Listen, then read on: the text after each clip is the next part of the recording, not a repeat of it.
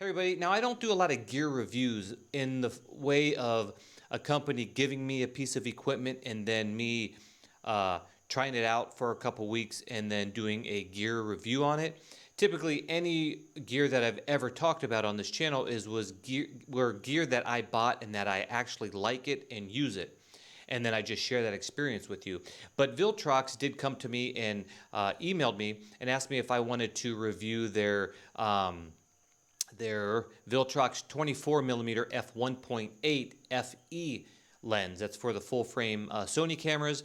And I'm really interested in a 24 mil, not typically f1.8, but f1.8 is interesting for, of course, low light shots. But typically I wanted it for like city type photography, landscapes, and street type photography. That's what my main concern was. So when they asked me if I wanted to review it, I was already interested in a lens like this. So I said, yes, I'll review it. So they sent it to me, and at the right time, because I headed out to Charleston and wanted to use it and test it out. So in this video, I'm going to show you some photos that I've taken with it and let you know if I like it and so forth like that. But first we're going to go on the computer and we're just going to go through all the specifications of the lens really quick. And if you want to check out David Osler's YouTube channel, he did a review going a little more in depth than what I am going to be going into, and he also talks about using this lens for video. So let's go on the computer and let's check that out. So before we get started, like I said, David Osler, go to his YouTube channel. It's David Osler.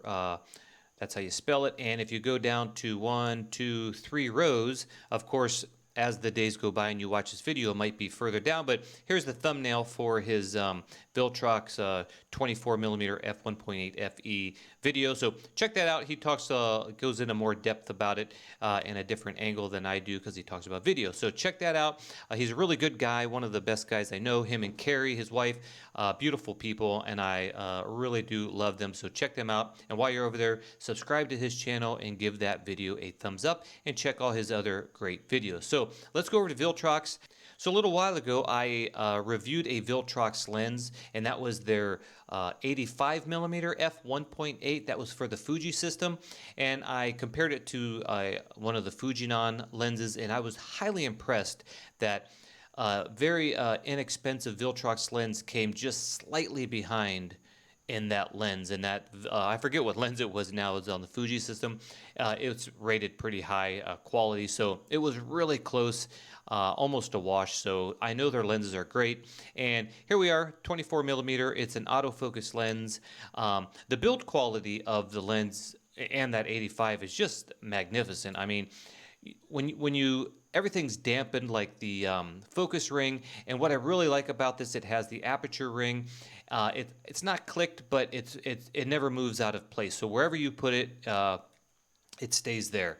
I didn't shoot wide open most of the time. I shot it like f5.6 and f8 because I was, for the type of photography I was doing in Charleston, I wanted everything in focus, or there pretty much of. So it stayed there and it never moved.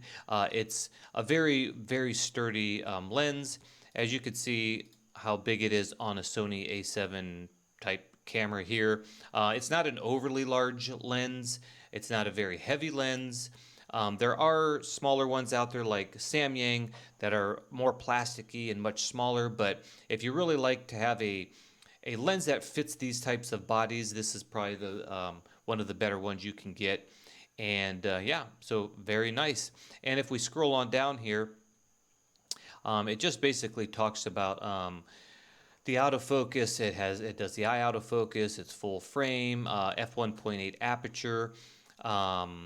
You know, you get all your XF info on your photos. When you do upgrade these, if you want to upgrade the firmware, the lens, let's see if there's a photo of it. The lens itself has a port right here, as you can see. And that's, you plug that in and you plug it into the computer and you just go through the settings on how to update the firmware of the lens. You do not do it through the camera like Sony native lenses. But I think this is actually better than Samyang and Rokinon, where you need to buy a special base to put those lenses on in order to update it, and you got to purchase those bases separately, whereas this you don't have to purchase nothing else, just any generic cable will fit there, and you're on your way to upgrading it. And of course, it's just talking about bokeh, multi-layer coatings in the lens. It's lightweight and portable. Yeah, it was, although it's a larger lens than some of my other lenses, I didn't feel like it was heavy or overbearing. And if you know me, I love small, light gear. What else does this say? Lightweight, Here it's 340 grams, which is pretty light, actually. It's a nice weight and size. You can go through all these. It tells you about the autofocus system in it. And what else? Optimized for video shooting. Check out David's video. He goes in depth on the video section. It does eye autofocus. When I did this thing out, when I used this on the street, when I was doing street photography, as I'll show you here, and any other type of photography, it never skipped a beat. I felt like I was shooting with a native lens. It was fast. I didn't see any photos that missed focus and all that stuff. So check that out, and let's just dive right into the photos, and I'll talk about it a little more. So I'm not going to go through a whole bunch of photos because it's just like, how many photos do I actually need to go through? Not too many, but I walked around Charleston and I was just doing some street photography, and having a 24mm is not my favorite focal length to just like keep on my lens. I usually use it when I just can't get my whatever lens I have on wide enough. And typically if I'm using a zoom lens, I was using the 28 to 75 Tamron, and now I'm using the A7C kit lens, which is a 28 to 60. 28 is usually wide enough for me, but sometimes you just need something a little wider, and that's where the 24 mils come in for me.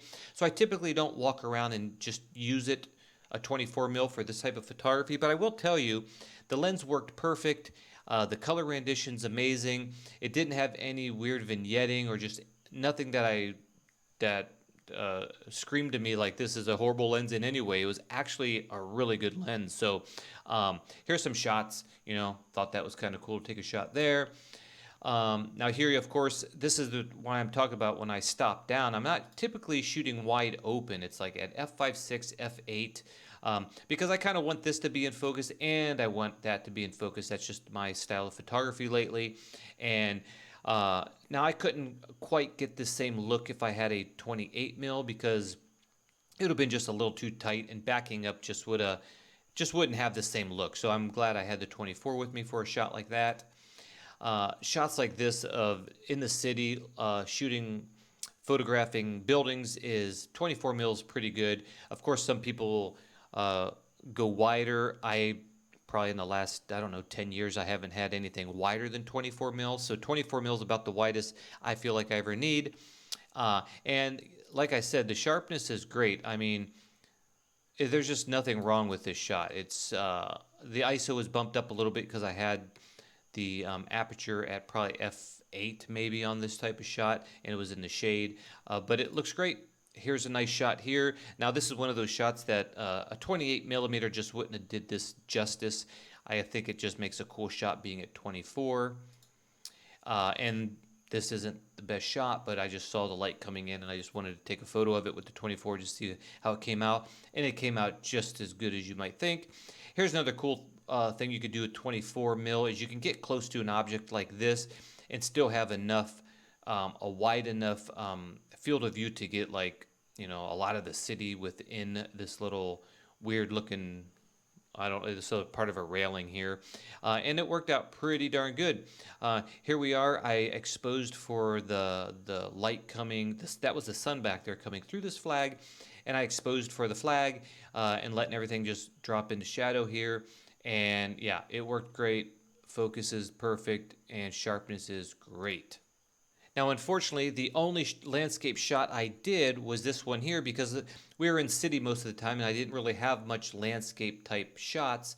But we pulled over, I got out, and I handheld a couple shots of this landscape here. And at 24 mil at f8, I think I was, the shot came out great, beautiful. I mean, it's just, I like the lens is really good. And this is the only landscape shot that I took with the lens on our trip to Charleston. So then I did some street photography with it. Again, my favorite street photography lens is probably around a 30 to 40 mil. Anywhere in there I like, but I did take it out for the day and did a couple shots with that. I'm not going to show you all the shots, but just going through Charleston with the 24 mil Viltrox. I was in a restaurant, taking photographs of this, and I was waiting for someone to came by, and well, here this guy came by and saw me photographing, so I got a nice shot there. Again, 24 mil is great for this type of shot where I didn't have a whole lot of room to back up, but I could still almost fill up the whole window in the frame here. And there's my wife ready to walk into the building here, and just a little more street photography with the 24 mil. Being close to these guys, I could get the street sign and all that. And just walked around. I saw this person with their dog walking, and I turned around and took a shot.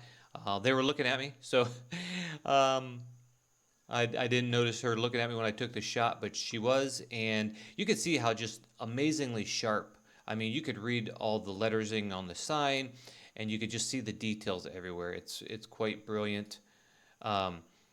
This guy I just thought looked kind of interesting standing here. He was just kind of zoning out, just for a little longer than a normal person would at this point. That's why I said, oh, he looks strange. So I took a shot of him. Brilliant, nice, sharp. I mean, this lens is really, really good. You're going to hear me repeat myself because every shot's kind of the same. My wife was walking off into the distance, and I turned around and took a shot of her there. This guy was walking down, and he was up here, got down on the ground. With the Sony A7C, it's flippy screen. It makes these types of shots really easy and low to the ground. And I just waited till he walked into the scene. And as he was walking from here this way, I knew he was going to hit the light. And I just made sure that I got my framing, and I just waited till he got into the right spot where his shadow would fall on that section of the wall there and not get lost in between here. And yeah, 24 mil Viltrox, amazing. Here's another shot. Nice having 24 mil and such a sharp lens where you can get these people really sharp, and also the boat here made for a really great shot. The color rendering of this lens is really good. I really like it. I liked it more than I thought I would. It was just really, really good. Here's another nice shot. Some guy with his dogs walking on the edge of this pier. And again, sharp color. You will see some vignetting here, as you can see. But for me, I like vignetting. If my lenses or my photos don't have vignetting, I usually add it because I really like having a little bit of vignetting. And this lens has just enough that I don't have to add it, and I don't feel like I have to take it away. It's just a really great lens for that. Just walking by, I just dipped down real quick. I saw these two girls kind of mirroring each other with purple jackets on. I thought that was kind of interesting. So I took a shot of them. And now this was a hard shot because I was a little further away. One thing I noticed with 24 mil, I just feel like I'm further away more often than not. That's why I like typically like the 30-ish or 35. I just feel like I'm just that much closer. So this is a heavily cropped image, and this was all in shadow because I didn't want to blow out the background. So I really had to raise the shadows up quite a lot. And you will see there's purple fringing, but let me tell you guys, this is a very difficult shot for any lens because it was so bright right here, and this was such in shadow. I mean, this was like to the back of me was a park, so it was all like wooded with trees, and it was really dark. I wish I still had the original just to show you how dark this was, but I boosted it up, which goes to show you the amazing sensor that the Sony A7C full frame has. But you can also see that even with that dramatic amount of increase, I mean, I had to go up like 5 stops, I would assume, and there's just barely some purple fringing. And all my other photos, I'd never seen any fringing except this dramatic increase in post-processing where I actually seen just a little bit here. And I also put a little more brightness on the child here to bring him out of the dark that it was. So yeah, purple fringing is really, really controlled well on this lens. And this guy here, he was real nice, came up and started talking to us. He lives on the street, and he was talking to my wife in this direction, and I had the camera and lens down to in my hand, and I just lifted it up real quick and took a shot here. Beautiful black and white shot. The sharpness is just really amazing. So there you have it. That is my little run through of the Viltrox 24mm f1.8. Now, I didn't use f1.8 because I really wanted to use the lens how I typically use it. If you want to see, performance at f1.8, again, David Osler did a great job, and this lens was really, really good. I'm impressed with this lens just as I was with their 85mm f1.8 on their Fuji system. I mean, that was an amazing lens too. It was a toss-up between that and the very famous, I forget what Fuji lens it was, but it was known to be sharp, and it was like just a hair behind it, which is really good. And for this price, for this size, weight, build quality, and ease of updating it compared to the Rokinon Samyang lenses, I say this is a must-have lens if you're in the budget for, if you're not in the budget for the most expensive Sony lenses, but you want a really, really sharp lens. I mean, this is it. This is something that I'm going to keep. I probably won't take it out with me all the time because, like I said, 24mm isn't something I use all the time. But when I'm going out for a specific photography in mind, this is probably the lens I will take because it's great in low light for f1.8, and it's sharp, and I love it. So check out the Viltrox. I'll put the link in the description of that webpage I showed you. I'll also link David Osler's in the comments too, so you don't have to go searching for it. You can just click on it, go to his video. And that's about it, guys. If you have any questions, leave some comments, and we'll talk to you next time.